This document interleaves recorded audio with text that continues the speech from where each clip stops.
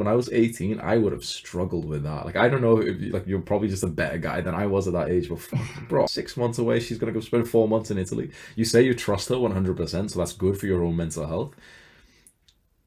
I would be anxious personally.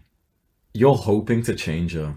You're hoping for her to get easier. Now you keep the way the superior man next to you. There's also another chapter you can see, which is stop hoping for your woman to change. Right now, it seems like you're putting up with a huge part of her and you're taking this distraction to your work, which is very important at this age. Like, you've got a positive trajectory in front of you.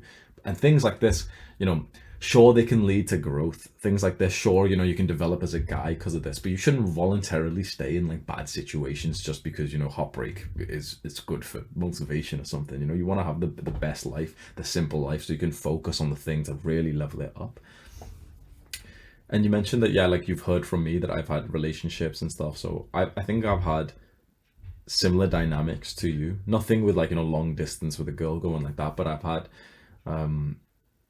relationships where my goal and my purpose was still like, to work and everything. But it was deeply unproductive to be with a woman who was acting in a way that was distracting for me.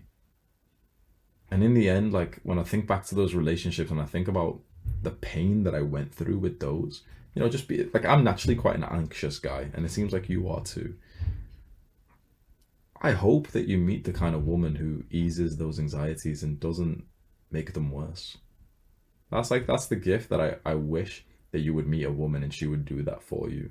And certainly you need to do your own self-improvements, your own work. But there's going to be women who don't make you anxious, or there's going to be a woman who makes you anxious but in like the right way that you're able to like harness it. And it doesn't seem like that's really what's happening here. It seems like there's no like benefit to like the anxiety that's coming when like she's in a different country to you right now. It seems like you can make it work, but I'm even asking you, like, should you? Certainly I don't think you should jump to just breaking up, but I think you should just acknowledge that like you're only 18 and you're going through some problems like this. This is the time for you to be focused on like your goals and really develop yourself to be like an awesome man. And if you found that like really, really, really perfect girl right now, the really desirable girl, awesome, amazing.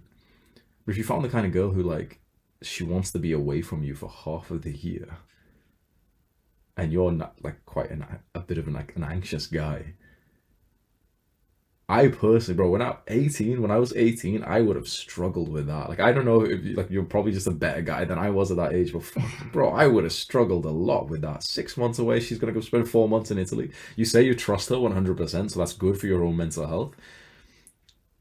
I would be anxious personally. I'm not saying that you should be, but I'm just saying in general that would have been very hard for me. And if I could go and speak to younger Hamza, I'd tell him like, I know that you've got this attachment, this love with her right now, but love is an emotion. You need to be looking at things logically, especially for these big decisions of like who your partner should be. Because you can fall in love with 20 women, with 100 different women. You can, literally. Because it's a feeling. So it's not about how you feel with this person. Remember, we don't make decisions based on feelings. That's like really stupid, isn't it? So like it kind of feels weird to say this, but relationships are the exact same. You shouldn't base your relationships on feelings, because that's what like fucking like average people do these days. That's what mediocre people do, and they get together because it feels nice after they're just hooked up or something, and then they break up like 2 months later when there's no logical reasonings behind why they got together. So you have this bias because you're in love with her, but if you just ignore that for a second and you ask about the logical reasons to be together, there's a huge glaring one, which is that you kind of need her to change, and she doesn't seem to like want to. Is there enough logical reasons for you to consider staying like with her and living your life through this kind of experience? If she can make you feel more secure, you will feel less anxious and you'll be more okay with the space between you two.